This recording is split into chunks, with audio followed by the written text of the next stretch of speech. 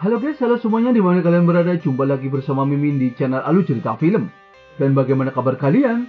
Tentunya Mimin selalu doakan agar kalian semua dalam keadaan baik, sehat, dan bahagia selalu. Untuk episode kali ini, Mimin akan merangkum sebuah film novel series dari film Lord of the Ancient Grave untuk part terbarunya. Bagi teman-teman semua yang belum sempat menonton video sebelumnya, kalian bisa langsung menontonnya. Linknya ada di deskripsi. Dan jangan lupa bagi kalian yang baru mampir untuk mensupport channel ini terus agar Mimin selalu semangat dalam menghibur kalian semua.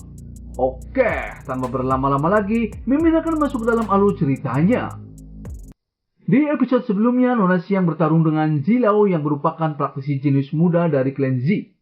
Di saat Nona Xiang menggunakan teknik serangan jiwa, Zilao dengan mudah menangkisnya dengan teknik gelombang suara naganya dan membuat Nona Xiang sedikit terpental. Zilao mengatakan kalau martel sol naganya memiliki kekuatan magic yaitu gelombang suara naga. Tidak hanya menekan jiwa seseorang, juga bisa menangkis teknik jiwa.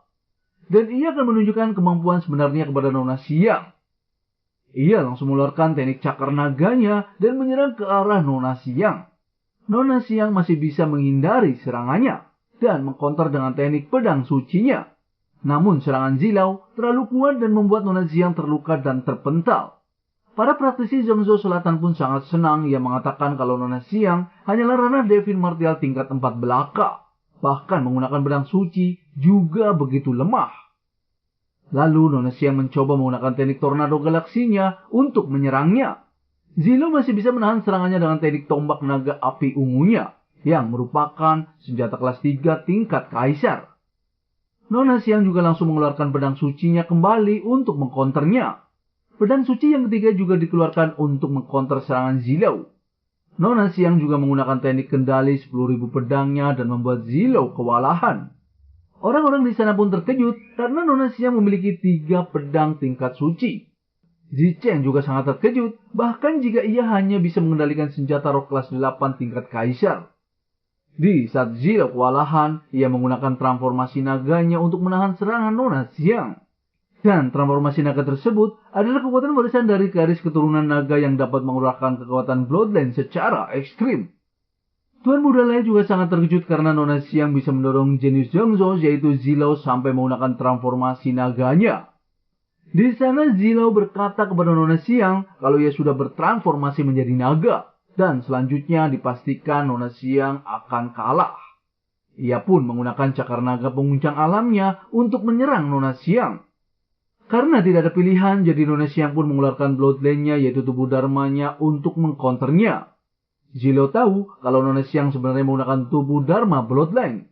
Semua orang pun terkejut, ternyata Nona Xiang memiliki tubuh dharma Bloodline. Tuan muda lain tahu kalau tubuh dharma tersebut adalah tubuh dharma Ashura yang merupakan tubuh dharma dunia bawah. Lalu di sana Nona Xiang menggabungkan 3 pedang sucinya untuk menyerang Zilao. Seketika Zilao pun terpental dan terluka. Ia tahu kalau tubuh dharma Nona Xiang sangat kuat. Para praktisi Zhongzhou pun terkejut karena Nona Xiang yang hanya di ranah Devin Martial tingkat 4 tapi bisa mengalahkan ranah Devin Martial tingkat 7. Zicheng kagum dengan Nona Xiang yang bisa mengalahkan Zilao. Lalu Nona Xiang mengatakan kalau jenius Zhongzhou ternyata biasa-biasa saja. Tuan muda Zicheng pun sangat kesal kepada Nona Xiang. Ia mengatakan kalau Nona Xiang memiliki tubuh dharma Asura yang merupakan tubuh dharma ras dunia bawah. Semua orang pun terkejut, ternyata Nona Xiang memiliki tubuh dharma ras Nether. Zicheng juga mengatakan kalau Nona Xiang adalah sisa-sisa ras dunia bawah. Ia pun sangat marah dan langsung bertransformasi menjadi naga untuk menyerang Nona Xiang. Lalu Nona Xiang mengatakan kalau dirinya bukanlah sisa-sisa ras iblis. Dan ayahnya adalah Raja Pedang Pingtian yaitu Lin Xiaotian, yang pernah melakukan penjelajah besar untuk kuil Wushen. Kakaknya yaitu Lin Feng juga pahlawan yang menekan iblis. Namun Zicheng tidak peduli dengan semua yang Nona Xiang katakan. Karena yang ia tahu kalau Nona Xiang adalah sisa-sisa ras Nether. Ia juga meminta pendapat Tuan Muda Lai mengenai Nona Xiang. Lalu Tuan Muda Lai berkata kepada Nona Liuli kalau leluhurnya dihormati di kuil Wushen. Jadi ia meminta Nona Liuli untuk memutuskannya. Di sana Elang Sotian tahu kalau Tuan Muda Lai akan memperbesar masalah. Lin Feng pun ingin melihat apa yang akan mereka lakukan. Di sana praktisi yang so kuat yaitu Tuan Muda Zhang juga mengatakan kalau Rasneter berperang melawan umat manusia. Dan sekarang King Zhou Selatan telah menampung sisa-sisa Rasneter. Dan itu adalah masalah besar. Ia ingin melapor masalah tersebut ke kuil Bushen. Para praktisi di sana juga ingin langsung menangkap Nona Xiang yang merupakan Rasneter. Lalu Nona Liuli mengatakan kalau semua itu pasti ada kesalahpahaman. Karena yang ia tahu kalau Lin Feng telah menyelamatkan dirinya beberapa kali. Dan tidak mungkin kalau adiknya adalah ras dunia bawah. Namun Tuan Muda Lei mengatakan kalau semua itu adalah akal licik dari Lin Feng yang ingin mendekati Nona Liuli kemudian menyusup ke kuil Bushen. Lalu Sinor Xingyi angkat bicara kalau semua itu omong kosong belaka. Lin Feng telah mengorbankan nyawanya beberapa kali untuk menekan iblis. Dan beraninya Tuan Muda Lei memfitnah Lin Feng. Tuan Muda Lei masih tidak percaya dengan Lin Feng karena Lin Feng hanya di ranah Devin Martial tingkat 5 dan mana mungkin bisa menekan iblis. Ia juga mengatakan kemungkinan ras iblis kuno sama lemahnya dengan orang-orang King Zhou Selatan. Tuan Muda Lei pun memerintahkan kepada semuanya untuk membatasi orang-orang King Zhou Selatan. Ia meminta kepada semuanya untuk menjatuhkan Nona Xiang. Tuan Muda Lei dengan sombongnya mengatakan kalau ia akan bertindak kejam jika Lin Feng melawan. Lalu Lin Feng sangat marah dan meminta Elang Sotian untuk melindungi adiknya. Seketika, para praktisi Jiangzhou pun langsung menyerang Lin Feng. Lin Feng dengan mudah menghindari serangan mereka. Di sana, Nona Xiang juga bertarung dengan para praktisi yang akan menangkapnya. Namun Nona Xiang kewalahan karena dikeroyok oleh banyak praktisi di sana. Lin Feng pun sangat marah dan langsung menekan mereka semua dengan domain lautan jiwanya.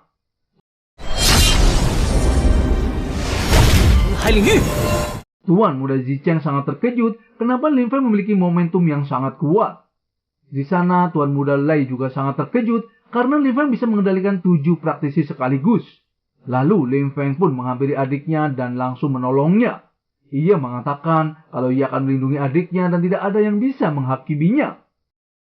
Lalu Lin Feng menggunakan transformasi pedang gunturnya untuk menekan Tuan Muda Lei yang akan menyerangnya.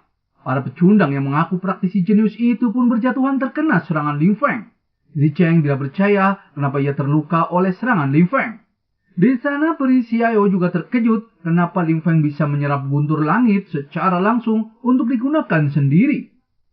Elang Xiaotian mengatakan kalau ron guntur milik Lin Feng adalah ron formasi tingkat dewa.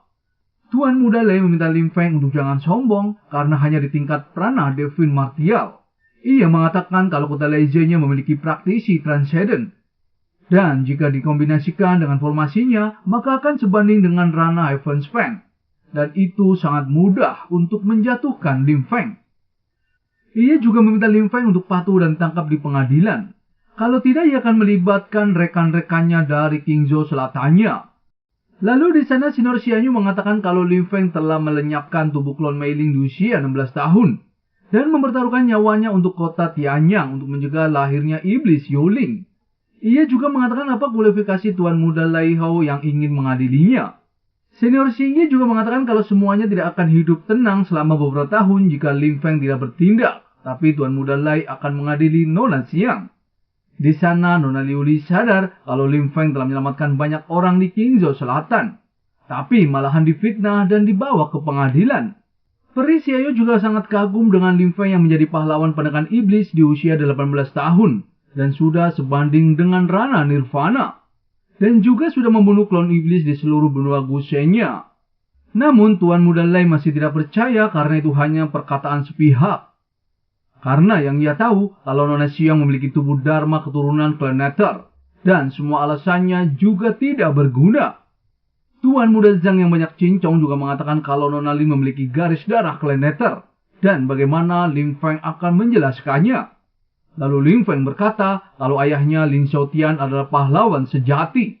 Ia menerima Nona Xiang sebagai putrinya juga pasti ada alasan tertentu.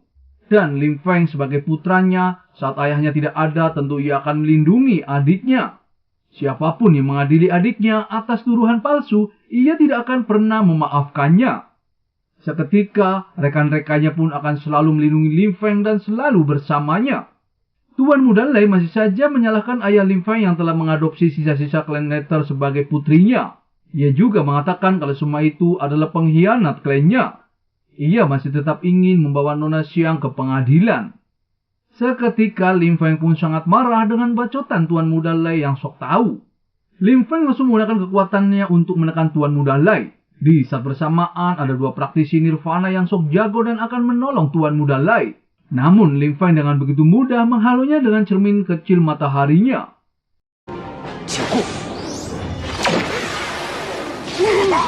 Semua orang pun terkejut, bahkan Rana Nirvana dengan begitu mudah dikalahkan oleh Lim Feng.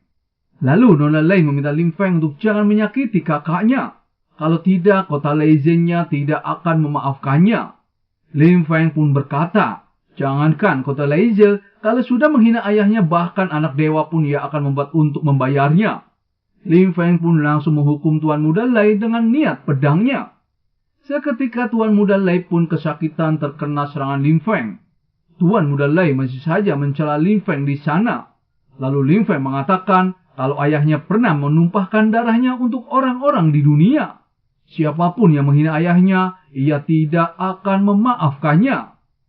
Lalu bagaimana keseruannya? Mimin akan bahas di episode mendatang ya. Terima kasih.